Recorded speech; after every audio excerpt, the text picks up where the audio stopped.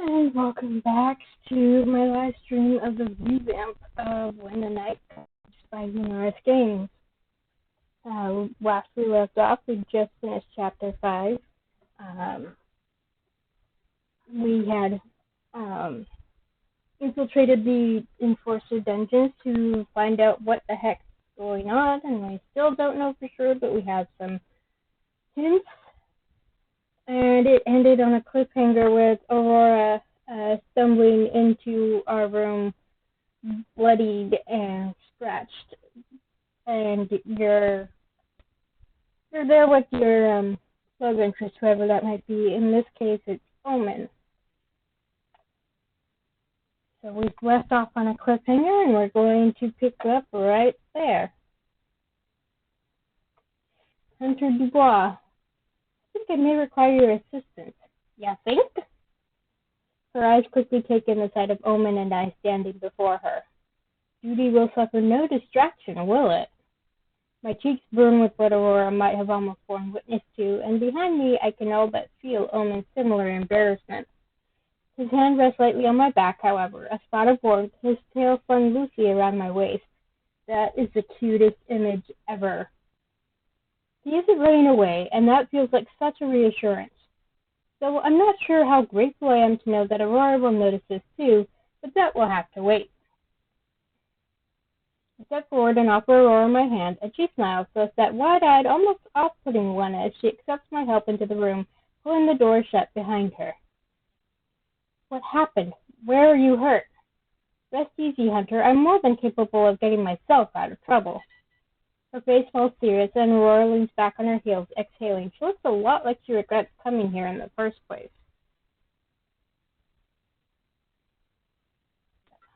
My family's pulling up my phone. Then what brought you here? She fixes me with a sharp, hard stare. I had a run-in with that poor creature on my evening walk. The one that's been giving you Hunter some real work to do.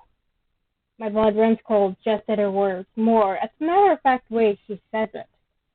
Omen's warm hand on my own startles me. I look down to realize I've been gripping my weapon, white-knuckling.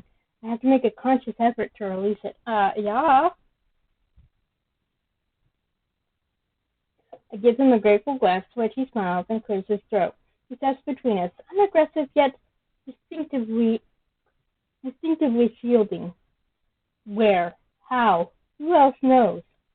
In the graveyard, on my walk, as I said. No one else but you two, for now. Aurora's expression visibly sours. I need to take you to August. It's not safe here. I was hoping you wouldn't say that. Omen looks at me, eyes wide, like I've done something completely off the wall.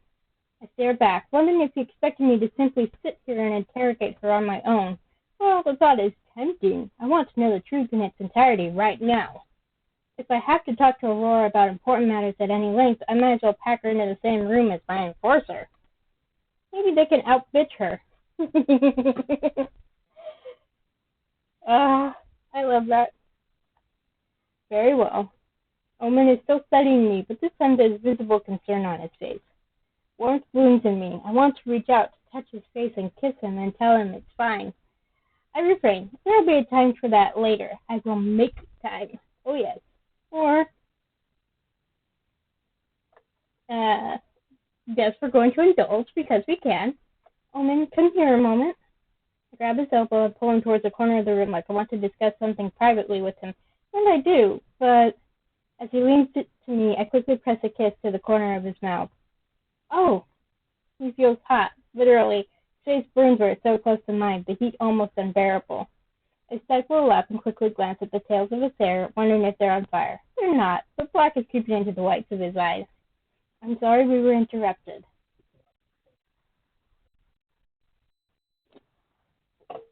Oh, baby.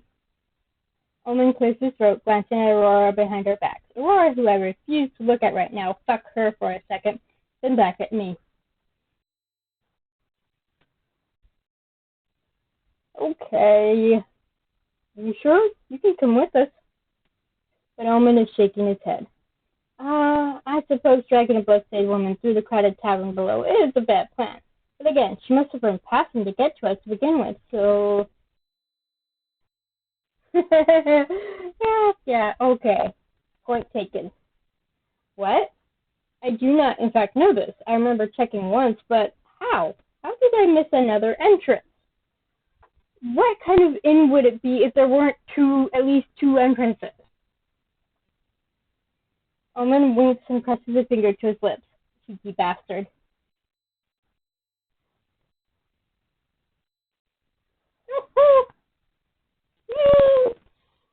That's like one of my favorite endearments to use is beloved. Beloved. Perhaps indulging had been a bad idea. How do I pull away now? How do I walk away from him? He makes a decision for me, flames glimmering in his eyes, his mouth curved in a smile that makes something in my chest ache. Omen turns away and steps back, nodding towards Aurora. Aurora is already halfway down the hallway by the time I exit my room, Omen in tow. He rushes ahead of her and gestures for us to wait, and I don't like the way my stomach clenches when he vanishes out of sight. I feel reading my damn mind. You poor, pitiful, lovesick thing. Do you say that about your brother, too? I'm not asking for your input. I love that. After an apparently successful exercise in distraction back in the wolf, I rush Aurora across town to August's rather impressive abode without further incident. They stand in the doorway and stare at her with a crinkled nose. I'd say that it's nice to see you, but can we come in? I meet their gaze, trying to convey the urgency.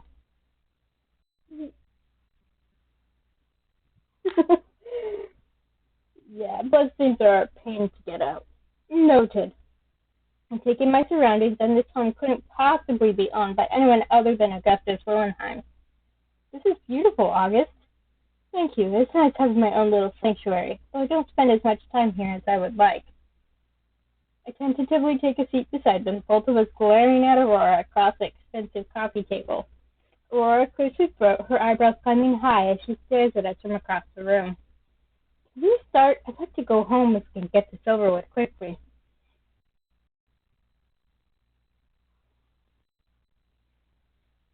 She crosses her legs, smoothing the rumpled, dirty fabric of her skirt. August watches, appreciative of her attempt to collect herself, but perceptive that none of her filth makes contact with their home, no more than it must, at least. Firstly, in the interest of protecting myself, I want you to assure me that what I say here won't be used against me.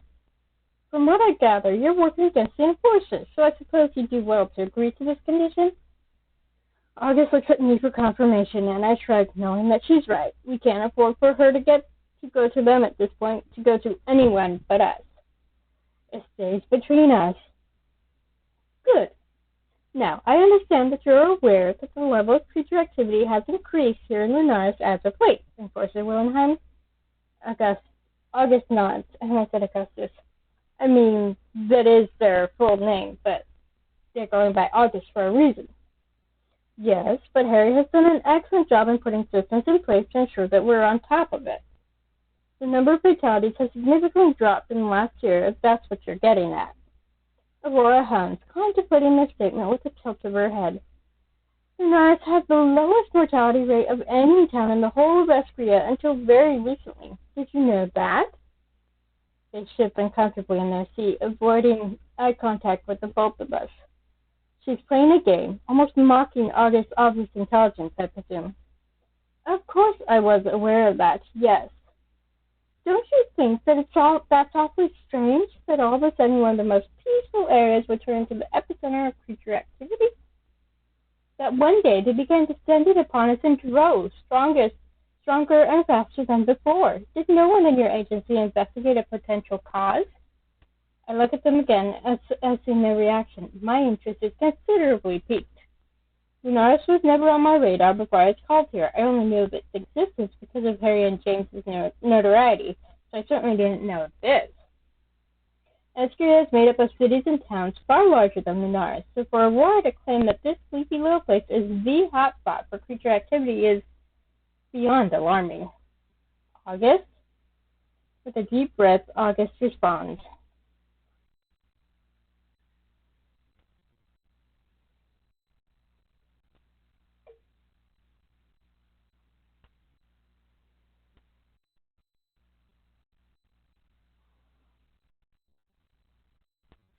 Hmm. Another quiet hum. I gather that she's simply testing them. Aurora knows a lot more than she's letting on, clearly, and it brings back a touch of her knowing resolve. So why in the last year has it magically gotten better? Until these recent murders began, Lunaris was relatively peaceful again, wouldn't you say? Not as peaceful as before, but an improvement was seen, yes. I'm no wiser than you, really, Enforcer, but I do know that the thing committing these murders is no ordinary creature. And I know that the method in which your precious leader has used to fix this problem is an unsavory one. But something isn't right here in Lunaris. Something is drawing them here, and whatever that something is, it's making them stronger. So, first of all, how the fuck do you know this? Look at Aurora taking note of her confidence and her poise. It's impressive, but I can't help but wonder how the hell she knows all this information she's just unloaded on us. You know an awful lot about the Enforcers, even more than us, apparently. How? She shrugs, nonchalant, not quite getting the gravity of the situation, I feel. People talk.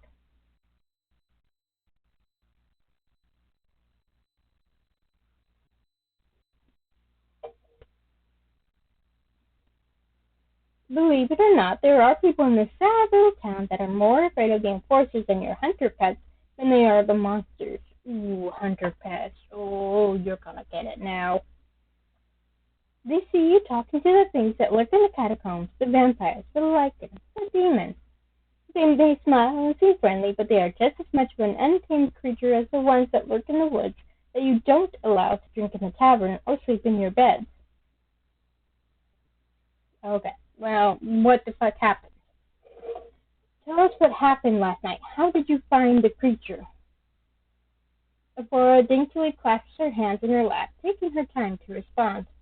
I often check the graveyard and the forest surrounding the ibex before I sleep. I like to know that there's no creatures out there that may need my help. You have Lux for that. Does she not do her job sufficiently enough? Lux is an incredible guard, but she doesn't care for creatures in the way that I do. She simply serves to protect us, not them. She doesn't care for the creatures, huh? Hmm. We find out about Lux. If you romance Finn, either by himself or with Ezra, you find out about Lux a bit sooner than you would normally. But we're not romancing Finn. Why do you require a night guard exactly? Before Aurora could speak, August pipes up.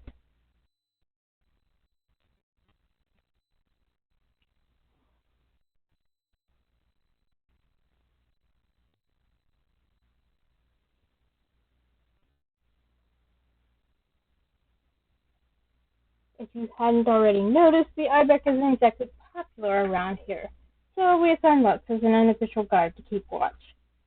Anyway, as I was saying, I did my usual nightly check, and I heard something in distress in the forest. I found a creature, the creature. A ghastly-looking thing, but it was crying. Crying? August lets out a tiny burst of laughter, quickly covering her mouth once the sound had escaped. I cannot explain, but that's what it sounded like, hunched over against a tree trunk, clutching the bark, just wailing. I approached it. It simply ignored me and retreated into the forest. But she holds out her arm, the gash is deep and angry. As you can see, it wasn't so uninterested in me this time. It attacked me, pinned me to the ground. I only escaped because it heard something and scurried off. Shit. I look at August and they're pinching the bridge of their nose, their eyes closed. I watch as August rises and walks to stand in front of the fire. Aurora hasn't taken her eyes off me, her expression inscrutable. You need to see a healer. She shrugs, uncaring, sparing her bleeding arm a fleeting glance. Like I said, it's just a scratch. They're right.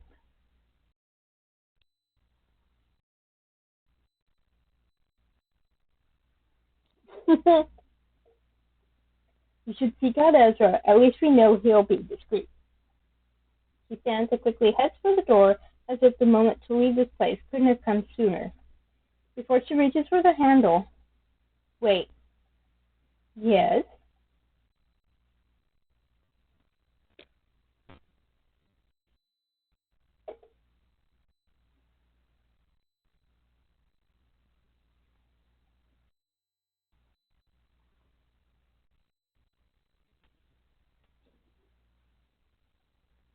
I stand to join them. I show solidarity in that promise. Aurora may not believe their words, but their purpose has, and always has been, to protect everyone. Stay out of the woods, Aurora. Creatures like this are not something you play house with. Make no mistake, this is something even you cannot feel sympathy for. It's killed mindlessly and unprompted. She smiles, and for the first time it seems genuine, not a little reserved. I'll come straight to you if I see it again, and thank you. I'm sorry that I brought her here. You did the right thing. Do not apologize. They take a seat, sinking deeply into the cushions with a grateful groan. Is it bad that I remain unfazed by such conversations? Not knowing a bloody thing has become the norm, apparently.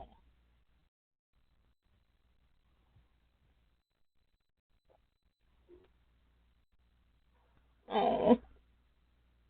How am I supposed to do my job and protect these people when I'm left so in the dark? For real. You care enough to keep trying, and that's all that matters. The people of Lunaris are lucky to have you, August. Thank you, Michelle. It'll be morning soon. With a heavy sigh, August curls her legs up to meet them. Yet another night of no rest. What's new in this town, Suppose I'd better try and get an hour or two of sleep. I'll head back to the wolf and attempt to do the same. If you romance August, you have the choice of with them or going back to the wolf. And of course, I always stay with August. If nothing else, I could use the company.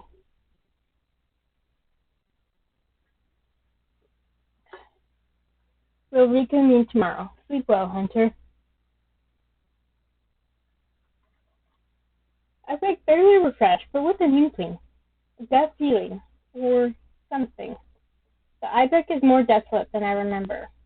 The doors open easily enough, even though there isn't anyone there to greet me, and the chapel within has only pockets of sunlight where it streams through the cracked windows. The rest is drowned in shadows, but shadows that I know are safe, I guess.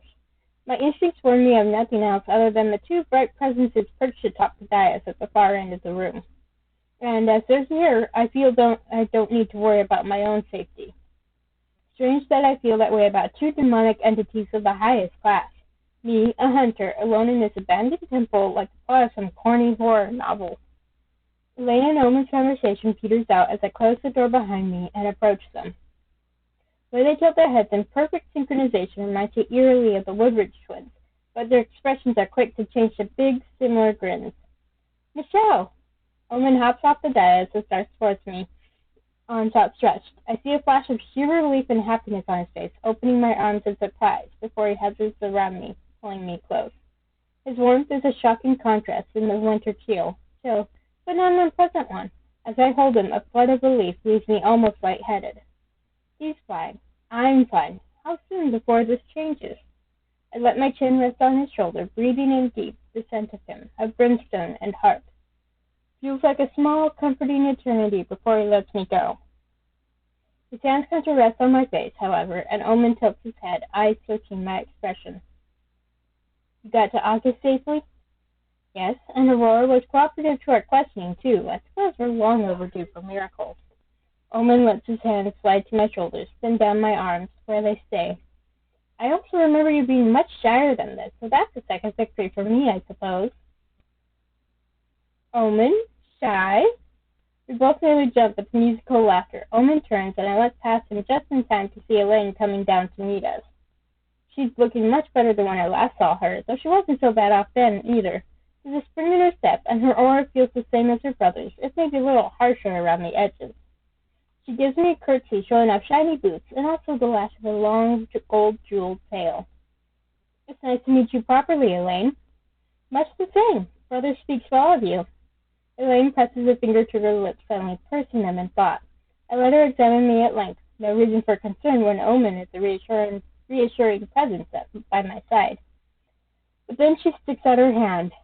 The gesture catches me almost by surprise, and certainly I reach for it, assuming it is a handshake. At the last moment, Elaine catches my little finger with her own and curls them tight together. Take care of my brother, all right? Elaine? Elaine giggles and lets go. I try not to snatch my hand back so fast as to be rude, but I do. Have I just been fooled into a deal with the demon? Don't worry, Hunter. It's not a covenant, see? You didn't answer, and I didn't ask for permission first, so we are not indebted. You can't do that. That's rude. Omen squeezes my hand, looking stuck somewhere between pained and slightly panicked. I clear my throat, calm my own paranoia down, and pat his hand comfortingly. Well, she's right, so it's no trouble. That aside, you are my brother's favorite. It would be so immensely rude to enter a covenant with you. I would never. The matter-of-fact way in which she says it snatches a chuckle out of me before I can help myself. Omen sucks in a breath, puffs out his cheeks in a pout, which only makes me laugh harder, before releasing it in a gusty sigh. But he squeezes my arm and lets go at last to bump shoulders with his sister, who is now rocking back and forth on her heels. I'm glad you both of you get to meet properly, too. He sneaks a glance at me, then looks away, color is high on his cheek. Michelle is someone who has made me very happy. There we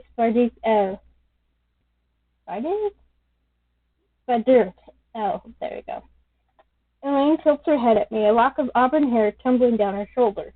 She smiles, soft and bright, and I feel a sudden strange understanding and empathy with the Amara's language. Well, maybe it's only empathy extended to myself, considering my current emotions regarding the Prince of Hell. Speaking of, I'd almost forgotten why I came here. I have a question, actually, for the both of you. Identical brown eyes blink at me. They really are twins, even if not human ones. When we were speaking with Aurora last night, she mentioned something. It seems in the last few years, supernatural activity has been at an all-time high in Lunaris. August figured it was only because the volume of creatures was increasing faster than the enforcers and our hunters could control them, but we have our doubts. And I know instantly I was correct to doubt, as the air around us seems to shift and change. Owen sucks in a deep breath, his hand going to clutch at the back of his neck, eyes averted. I don't know if people remember, but one of the first times you speak with Omen, I think it was in Chapter 2, he mentions that he's been in Lunaris about 2 years, and that's about how long creature activity has been increased. So 1 plus 1 equals 2. That's about the most basic math can get. Elaine purses her lips and clasps her hands in front of her, but she keeps her gaze on me. For a moment, she's no longer a soft-eyed young woman with large teeth and a pretty smile. For a fraction of that moment, I perceive her as a thing behind these human details. Something old and seething and immense gazes at me through those eyes. The pressure near crushes my lungs with the force of her presence. Then it dissipates so fast I could be convinced I was imagining it. And it's because Omen's hand is on her shoulder. No, it's fine. Michelle isn't trying to... He trails off. Elaine pats his hand, but slides it off and turns to face me fully. The smile is back, if just a little sharper than before, and she raises a hand. I almost flinch, but all she does is point at my weapon. Can you please remove your hand from that? That's a lot to ask of me after that little display. Elaine inclines her head. You have a point, I suppose, but all the same, it will do you no good here. She's right, darling, that she had pointed out so matter-of-factly, but even as I reluctantly tear my fingers from my weapon, the answer I was seeking strikes me. It was you, wasn't it? You're the reason for the increase in paranormal activity around Lunaris. It wasn't her fault, but mine.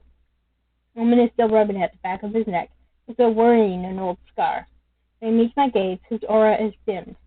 Sad. Omen?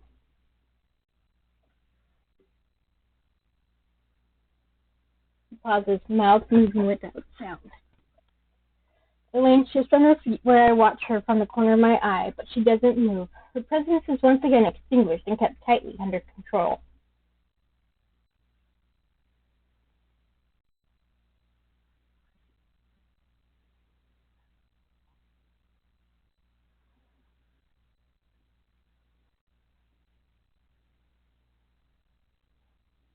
Oh, no. Damn it. Oh. And your father isn't planning on making a trip to get you back, is he? The thought leaves me cold as much as it makes me want to stare at the ceiling and wonder out loud what exactly this town has done that caused so many fucking problems to become attracted to it like flies to a bloated corpse. That's a lovely image. Thank you. That would just be the thing we need, wouldn't it? Lucifer himself coming through to give us another slap on the ass. No, he cannot wander so far, not as far as us, and Omen took, measures to stop us from finding him. Or, other way around. She gives Omen a look, but he purposefully ignores her. My eyes are on the hand he's still using to rub the back of his neck. I assumed it was a nervous habit, but now that I am paying close attention, I can see something that looks like it might be a scar snaking out from under his collar. It's difficult to spot, though, and as if he's thinking the same thing, Omen yanks his collar up to hide it. Elaine presses close to his side, their shoulders touching, their tails intertwined briefly, almost a hand-squeezing gesture of its own, before she leans away again and looks at me. We apologize for the danger we have brought to this place. It isn't me you should be apologizing to, I think. Omen gives me a pained look, but he inclines his head.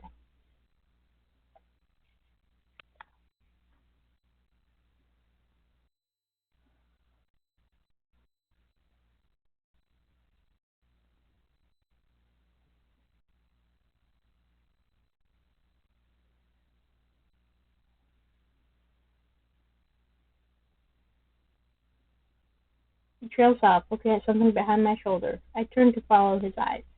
Armoros Woodridge stares at us from where he's half peeking from the front door.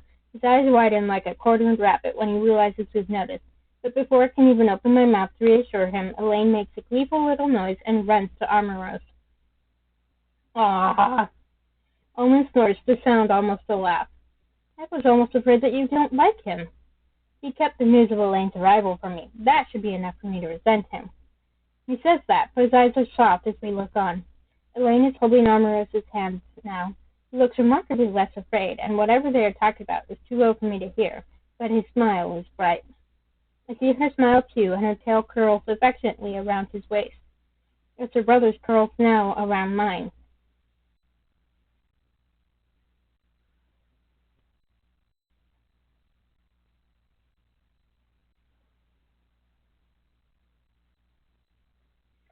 Oh, sweetheart. I smile and lean towards him, and he leans his head upon my shoulder in return. I would love to hear these reasons from you at some point.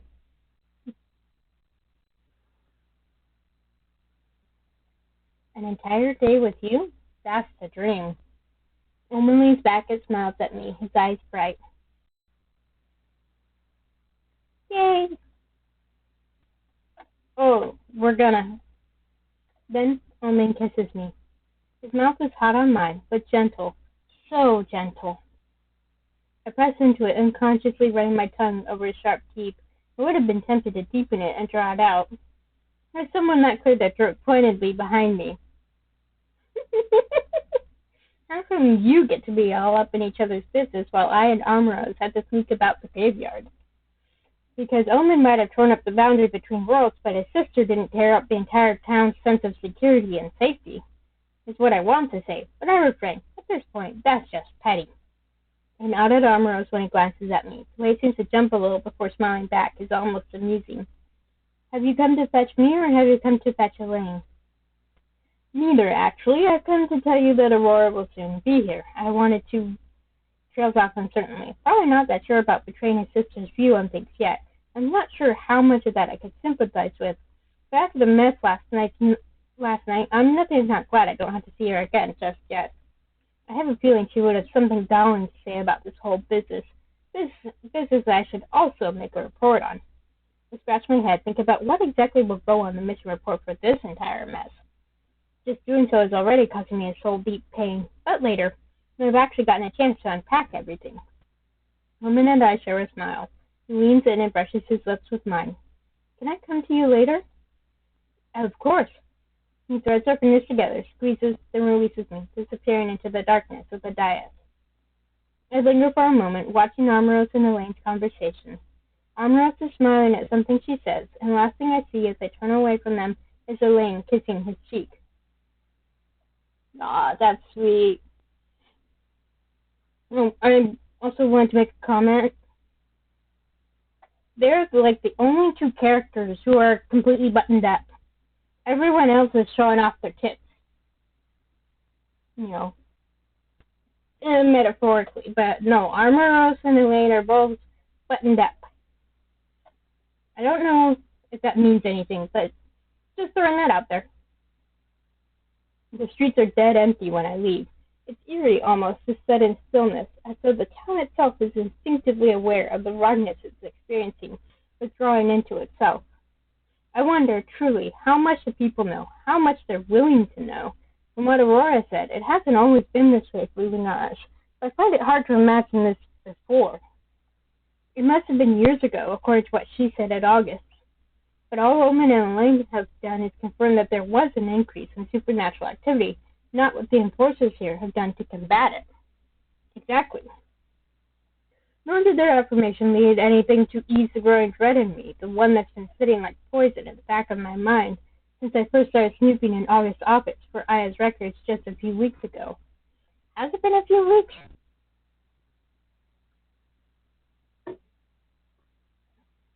I'm a general, but I'm still just another hunter in the end. The enforcers, the allies, the support network at my back, all account for much of my success and strength. It dictates time to move, act, think, and now what if I can't even trust it to hold my weight? That I don't know the full truth is nothing new. That I'm only ever told enough to commit myself to the contract at hand is nothing new.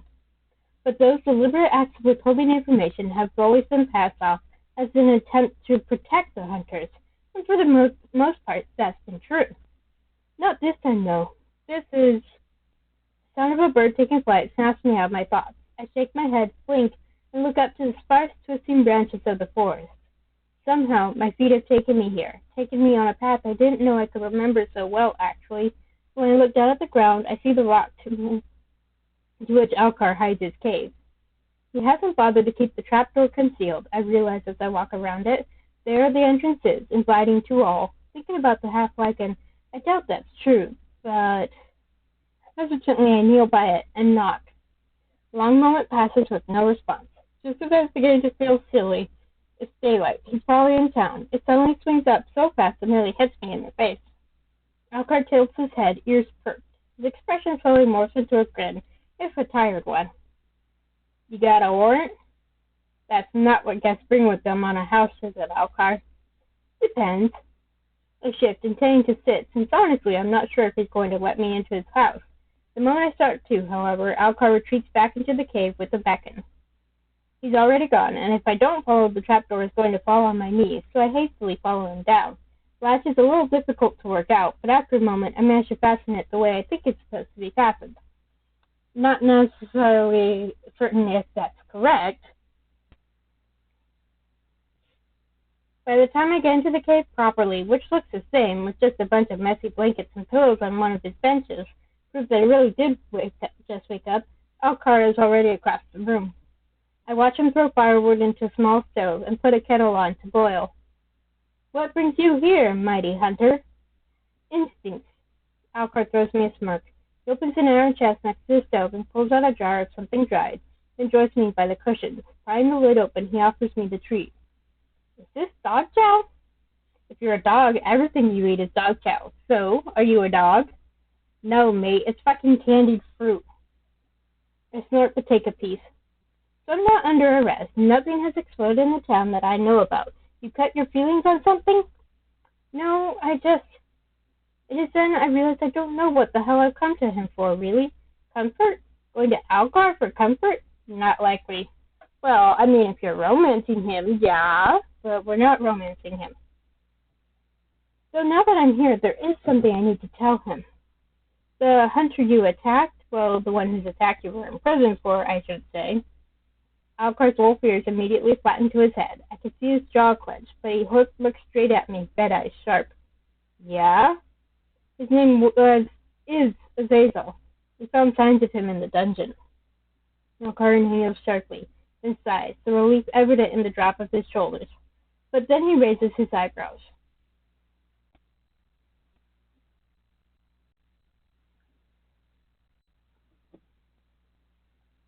You don't know, but he was there, and I'm sure he was at the very least alive when you were taken in. Then why did they... I don't know. Alcar snorts, and this time the sound is bitter. gets to his feet and begins to pace, tightening the bandages around his hands.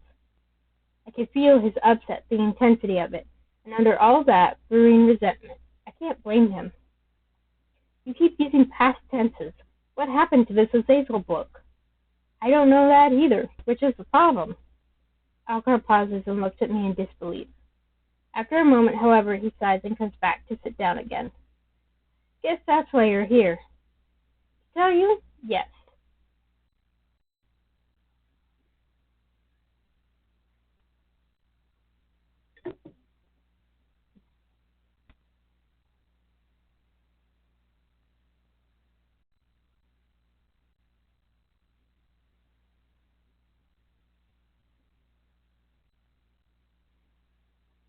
I'm sorry. This shouldn't have happened. They had no right.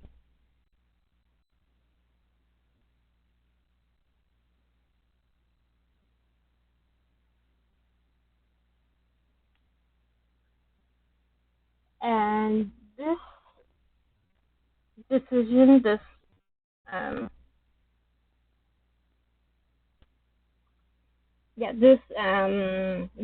the response here, in the long run, I guess it doesn't really matter, except for the third one. But I tend to pick one of the top ones. So, handy dandy dice here. Dice that I got from the Legend of Vox Machina Kickstarter. My rewards finally came in, so I now have a trinket plushie. So soft and adorable. Okay, so pulling out a D4, and odd number we're going to go with the first option, even number we go with the middle option. That's a 1, so we're going with the top option. The bitter pessimism in Alcar's words sting, but I shake my head. There's right and there's wrong. They owe you an apology. We owe you an apology. Since it seems you can't find a fucking explanation for anything that's happened. Why are you sorry for something you can't control? Because I'm a hunter. Just because. Alcar laughs, short and sharp, but he claps me on the shoulder. And what are you going to do about all this, Michelle? I'll find the truth. That's all I can do, isn't it? No, that's what I must do now that we've come this far. Then that's all I ask too. His hand closes around my wrist. I raise my eyes from the floor to look at him, and the sheer intensity with which he stares at me, the sheer sincerity in his eyes, almost carries the force of a blow. Thank you. Oh. Okay. Moving right along.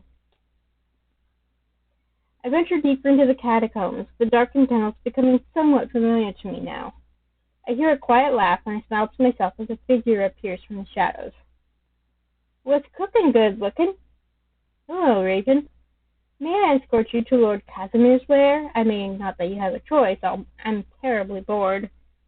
I begin walking, and Raven falls into step by my side, though she walks backwards, those crimson eyes not leaving my face for even a second. Why are you bored? Sun's up, can't do much other than annoy Finn, and now you're here to do that, I assume.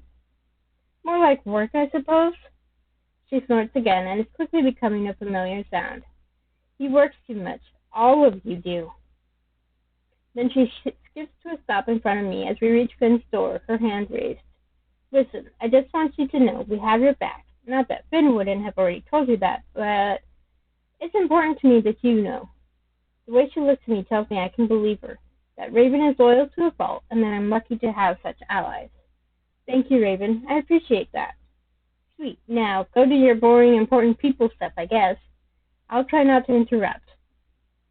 In a flash, she's gone, absorbed by the darkness. The door to Finn's room opens with a quiet creak before I can raise my fist to knock, and he greets me with a smile. Afternoon. Please, come in. I eagerly step inside, the candlelight that flickers in his lavish quarters decidedly more inviting than the dark, dank hallways. I heard Raven lurking. She didn't bother you, did she? I shake my head as he moves to lean against his desk. She was fine, if not a little strange. He tilts his head this way and that, feigning tossing around a deep thought in his mind before grinning. Strange is her specialty. Okay, we'll take that. We should discuss Fiero. Discuss what Piper and I found down there. His expression neutralizes, his posture becoming tense. Yes, we should. I have some concerns, as I'm sure you do. What could be wrong with his blood, Finn? I'm no expert, but if I'm not mistaken, vampire blood can be harmful to anything that isn't of your kind. He stares off into the distance for a moment. The look is pensive, as if he's considering his next words very carefully.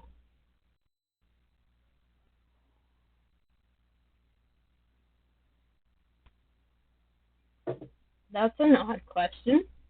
I open my mouth to respond, but I find myself having nothing to say. I remember little of what happened back when I was just a child, back when I first arrived at the academy. I remember waking up and feeling different, feeling strong.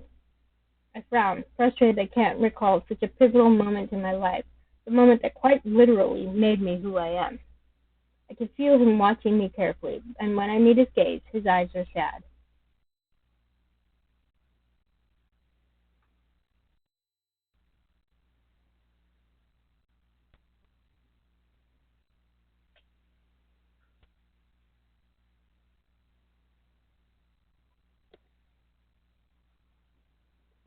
Yeah, sadly true.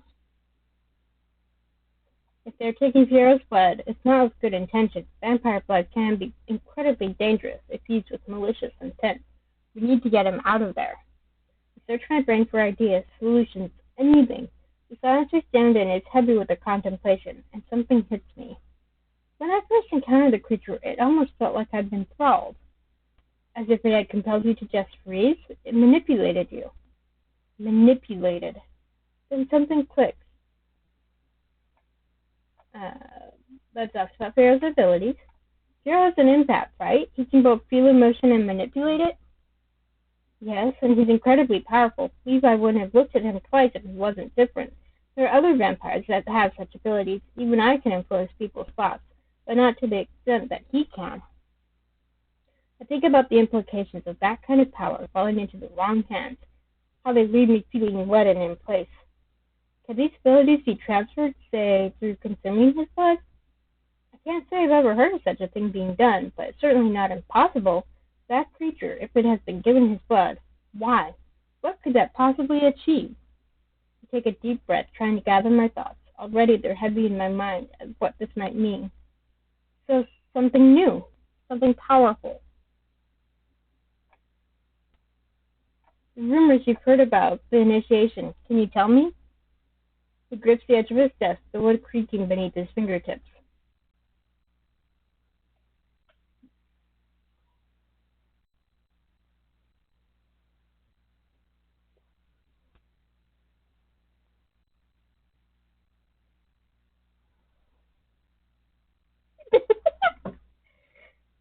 That's funny. I laugh, rolling my eyes. Point taken. Not all of them are exactly sane rumors, then. No, but with everything that's been going on around here lately, stranger things have happened. This is true. I process everything as best I can on such little sleep, yet again feeling out of my depth, but somehow closer to the truth. Our priority is getting Panero out of there, but we also have other concerns to attend to. I can have the clan work on an extraction plan. Now we know exactly where he is. Leave that to us. At least that's one less thing for you to worry about, right? So I could use your help enlisting Merriment to assist. We could do with someone on your side. Consider it done. You'll let me know if you need me too, though. Yeah, I can't talk, really. You let me know if you need me too, though. There we go. He nods, reaching for the door to open it for me. Of course. Now stay safe, won't you? And of course, if you romance and get some smooching in. And basically, he tells you if you need to get out of here, you better go now before I can't let you go. Which is really sweet. I will. Just need to see Ezra about our little demon friends. Well, have fun with that, Michelle, and good luck. The shop is busy when I arrive, but Ezra does an excellent job of remaining professional when he spots me.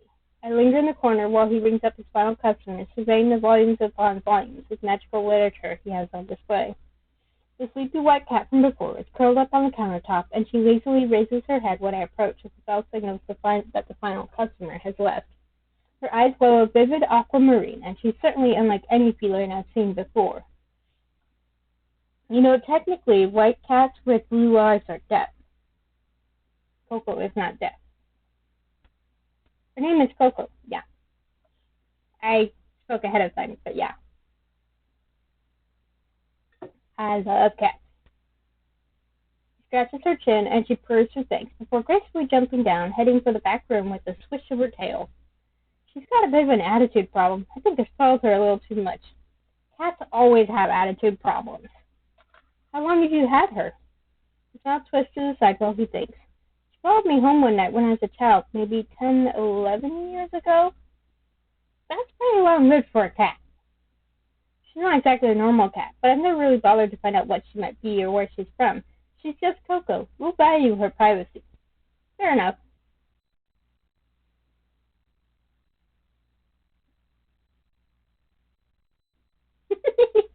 Sorry. I grimace, take a deep breath. My mind is once again overflowing with revelations, new information I've barely had time to process. Sorry about that, but no, I had a chat with our demon friends. I studied his expression carefully, but I see nothing to indicate that he has any idea what I'm about to say. And how adept are you at closing hell portals? What? I almost can't help but laugh at the way his eyes widen. Then, a flicker of realization, his shoulders sinking under the weight of it.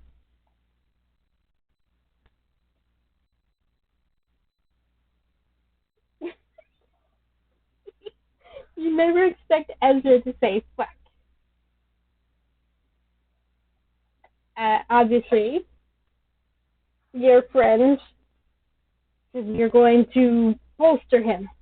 He's obviously distressed that such a thing could fly under his radar, and I gather that Ezra has quickly put the puzzle pieces together. Ezra isn't stupid. He knows what this means, what the tear between worlds has brought upon this town. We can and will fix this. There must be a spell, a ritual. He clears his throat, snapping himself from his daze.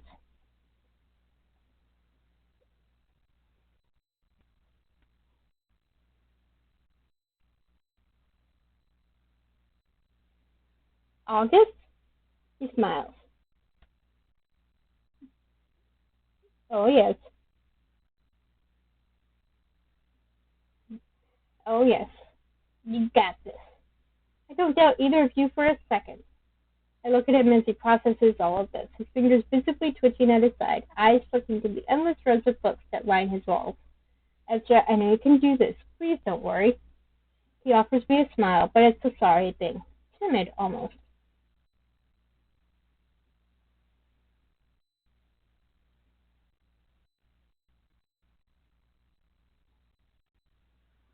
Baby tended to his wounds, saw the markings. I should have checked. Markings? I think back to the odd way that Omen rubbed his neck. Demons from other realms often have a sigil or rune that grants them access to their home, so it would make sense for him to have one, I suppose. But healed? To what extent did Omen go to? You should ask Omen. It isn't my place. That's fair. Of course, but I think you can give yourself a pass on this one. It isn't exactly common to have a prince of hell stumble into your shop, is it? It takes him a moment, but a small smile crosses his lips.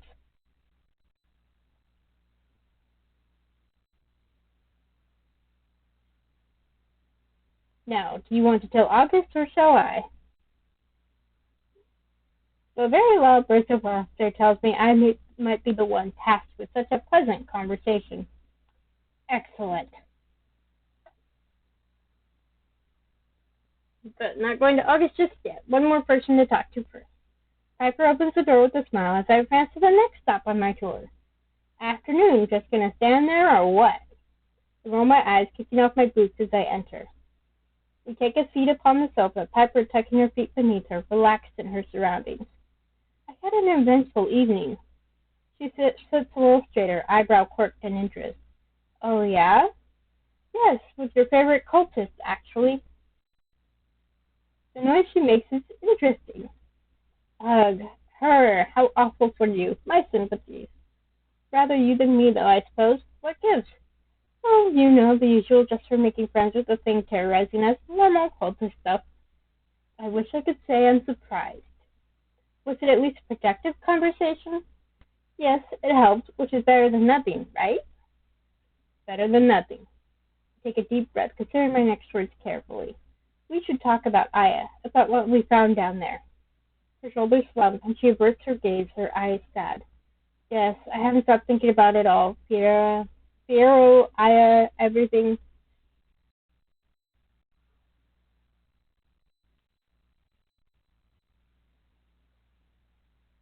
Aya is innocent, that much I know, and as they pulled us down there because we suppose we got attacked, continues to make no fucking sense.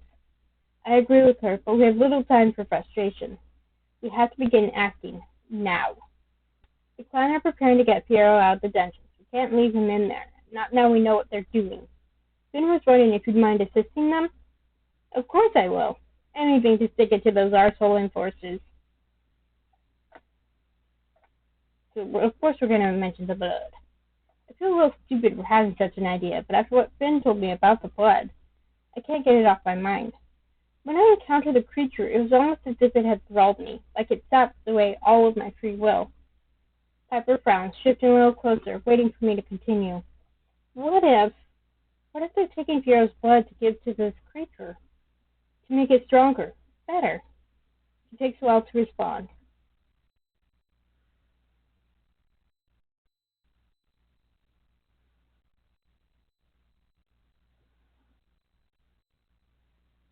She's right. It makes no sense. We need to figure out their endgame, and fast. I paused, watching her carefully. She looked so tired. How are you doing after all of this? She has a quiet little laugh, shrugging. Don't really know.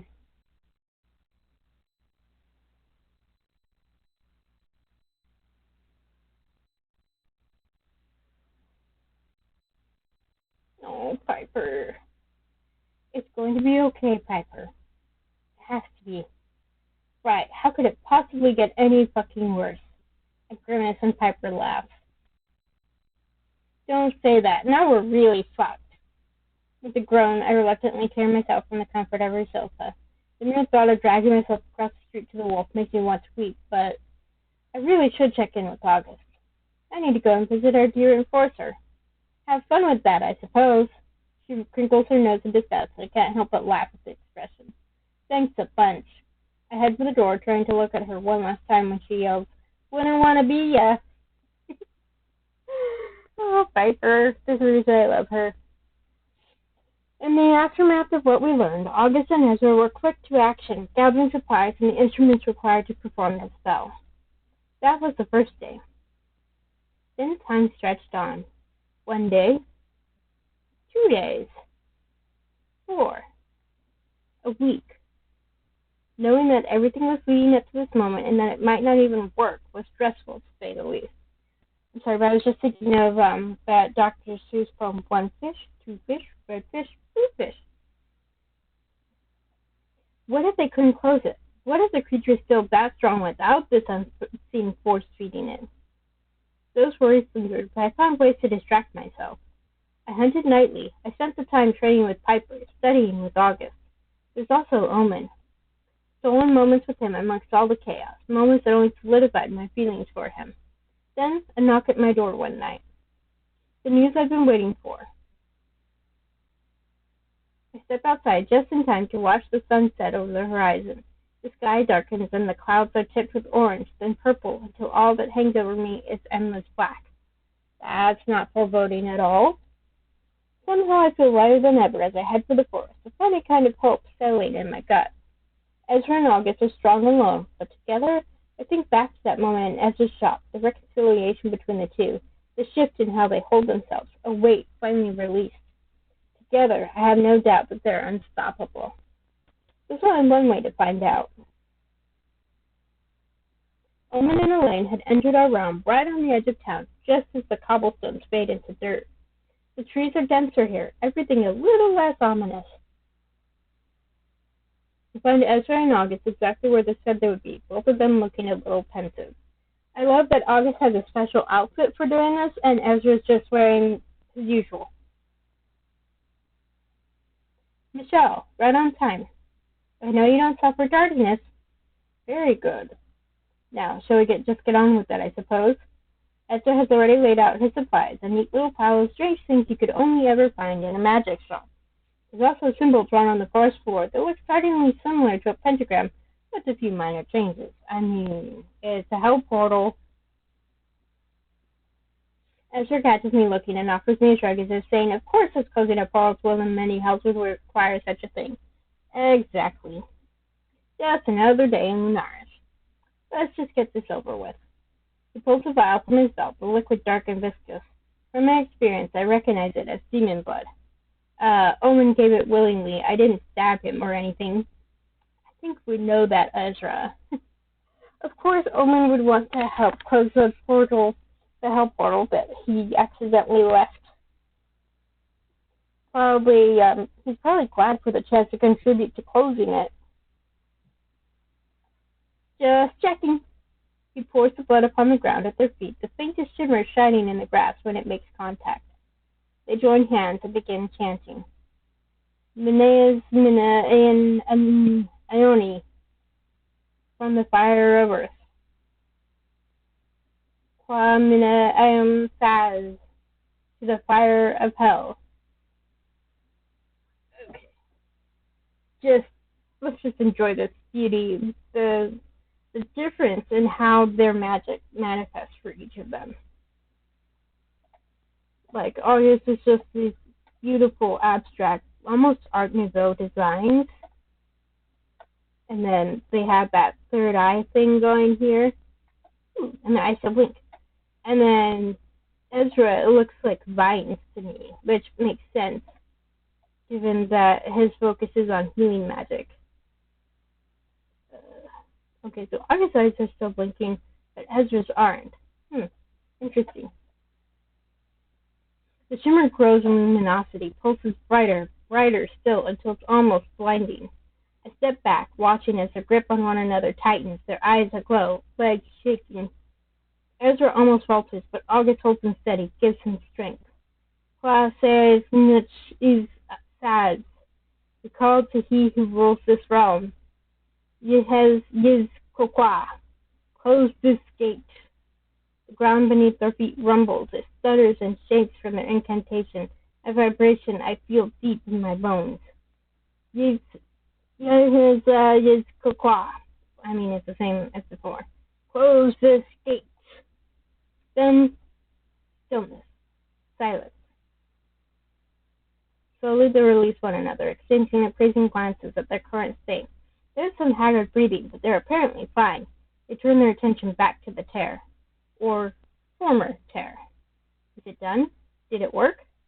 Perhaps the question was too soon. It tumbles out before I could stop it, and it echoes loudly. If seeing that hazy portal wink out was anything to go by, I damn well better ask.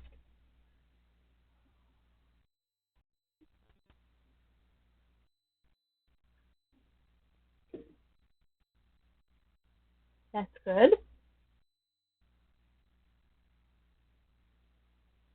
I can't.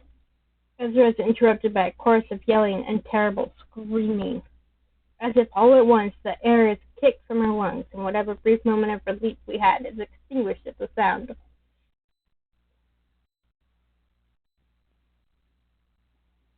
We both look at him hesitant, but time is of the essence, and we know we have no choice. Stay safe. Head straight home as soon as you're done. You've exhausted yourself enough for one evening. I will. Have we go. Lunaris is in chaos. There's blood on the streets of its owner. I'm not entirely sure, but I know exactly what it is the second I see Piper rushing toward us, her daggers drawn, her aura thrums with adrenaline, and it bleeds into mine at her approach. It's that thing. I saw it with my own eyes. Ugly motherfucker, isn't it? Where is it now?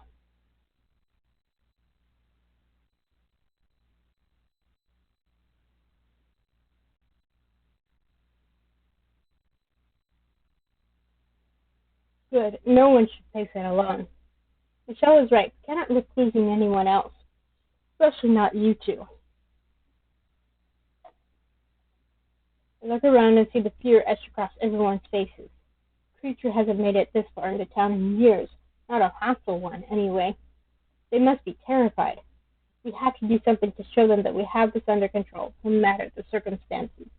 We need to go and find it, and kill it. This and now. Damn right we do.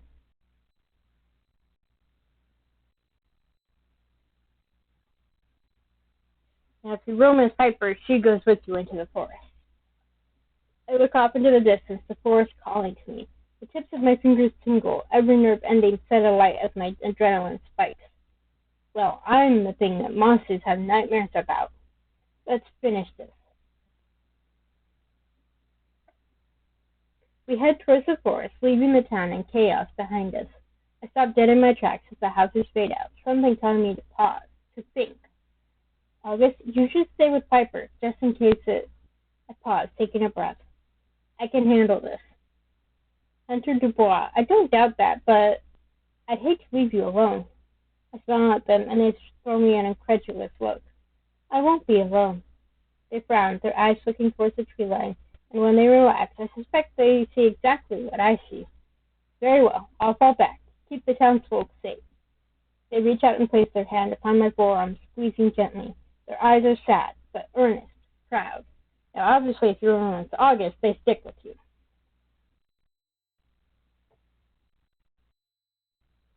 And if you don't romance anyone, August sticks with you as well. I nod, knowing I won't let them down. Any of them. Yes, General. Reluctantly, they turn on their heel, immediately barking orders at a group of enforcers that scurry towards them. I see his tail first, a peak of its point curling out from behind a tree trunk before his head falls, his eyes wide in the darkness. Ah! Ah! Oh, yes, I love that as an endearment, as I said before. I laugh, relieved to see him. Were you following me? He blushes, then nods. I take his hand, placing our fingers together and reveling in the unmatched warmth of him. His tail curls around my wrist. Let's finish this. It doesn't take us long to find the creature's obvious path of distraction. Blood and ichor cover the ground, its own, I assume. There's a path of trees that have been felled, jagged claw marks covering the splintered bark. Omen quickly moves in front of me, placing a hand upon my chest and fixing me with a steady gaze.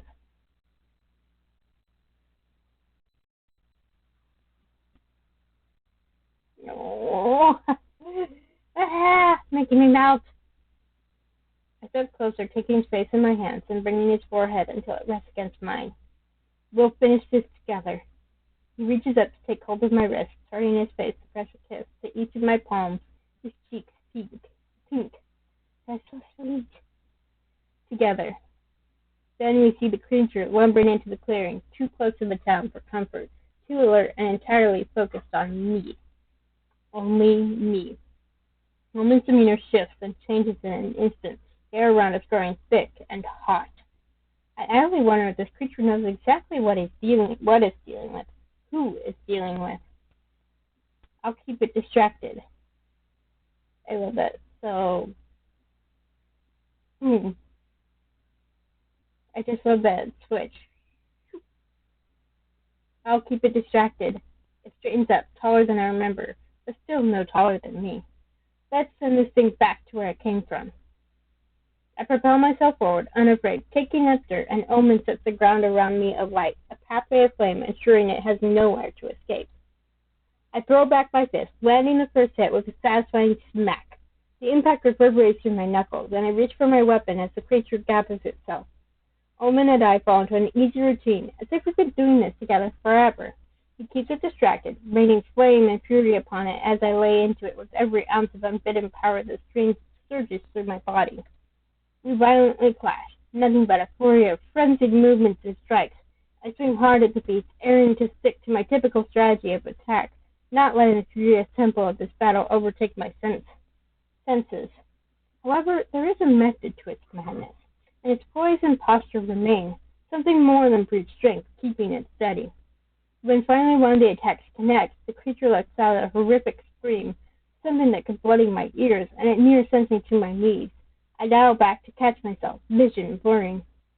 Omen lets down his guard for the briefest of moments to check on me, and he's thrown to the ground beside me. He skids to a stop as he hits the trunk of a tree already splintered by the creature's hand.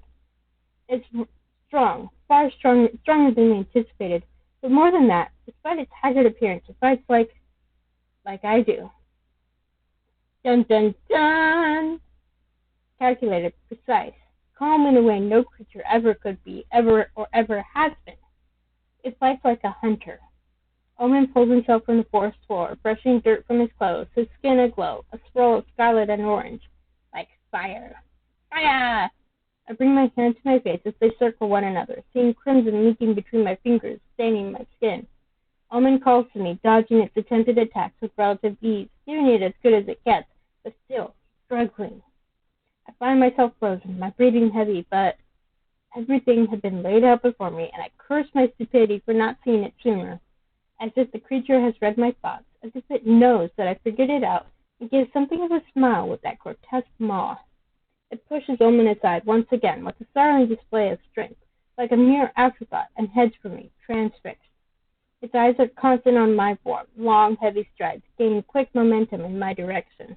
I cannot move. I cannot think. It's all a haze now.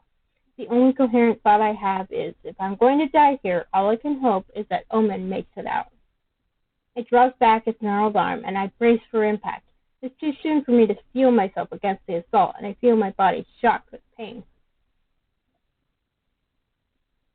Ooh. Then I see Omen. No, I see the Prince of Hells. Every inch of his body screams power. Power! And I watch in awe as he steps forward, the ground beneath him set alight and the sky darkening above us. Thunder rumbles in the distance, and Omen's transformation distracts it. The creature turns to face him with another sorrowful groan. At that moment, there's clarity in me, my body finally recalling every ounce of training I've had throughout my life. The instinct to survive saturating every nerve. I reach for my weapon despite the numbness in my fingers.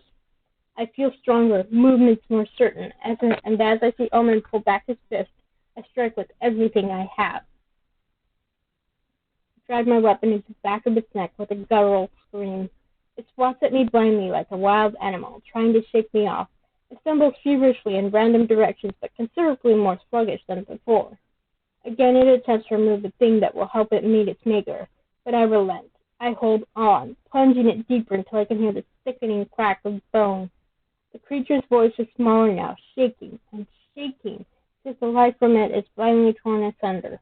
It halts in its movements until the thing falls to its knees and pounds the dusty earth. I wait, and I wait, till I'm certain it is no longer. Finally there's resounding silence, and I catch my breath. Try to, anyway. I look for Omen in the aftermath, and I watch as he forces himself to his feet, his glamour falling back into place with a startling ease. Omen. He quickly rushes to my side, helping me stand with steady hands. Of course we're going to kiss him. I feel overwhelmed, my body aching, but we really did do it. I catch Omen about the waist, taking him close. He lands against my chest with an oof, and he laughs when I press my lips to his. He's warmer than before somehow, and his fingers curl on my clothing as he tries to stop me from escaping.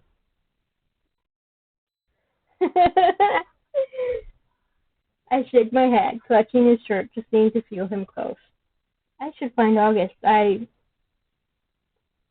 We did it. It's dead. It's over. Michelle? We did it. Hey. Michelle! Then everything goes black. End of the chapter.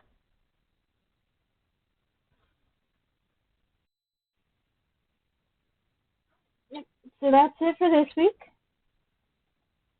Next week we start with chapter 7. That one will get maybe steamy. I haven't decided yet.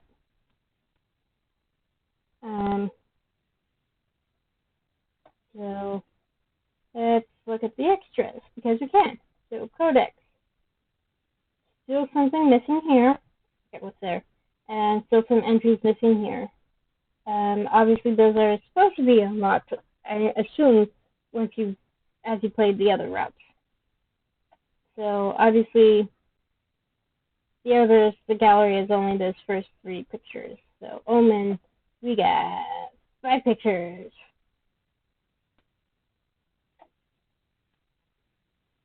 So, this is definitely different from the original CG for that chapter. But that's one of the things I love about, I'm really enjoying about the revamp, is they changed some of the CGs because the artists have both improved in skill and also improved in their grasp of the characters' designs.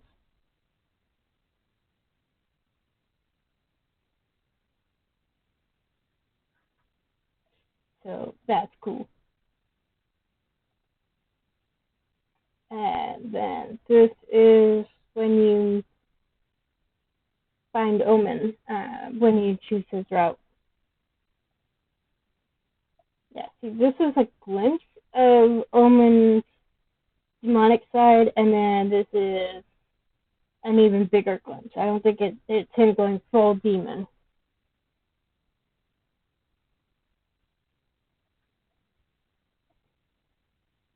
So, yeah, that's it for today, like I said. Oh, right. Main menu. Come on, go to main menu. What the heck? Come on.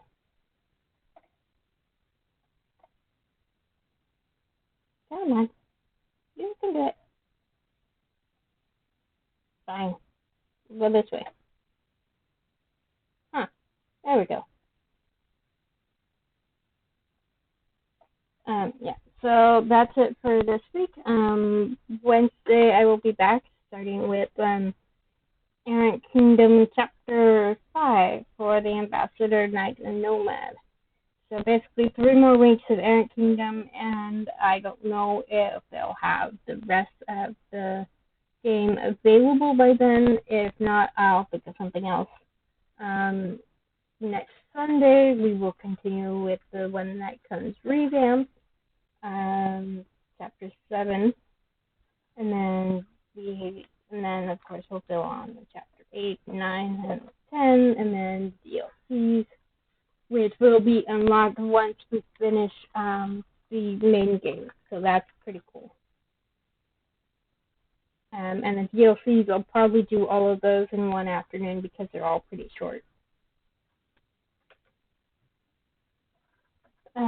But for now, I hope you have a good rest of the day. What was that? All right. So take care, everyone.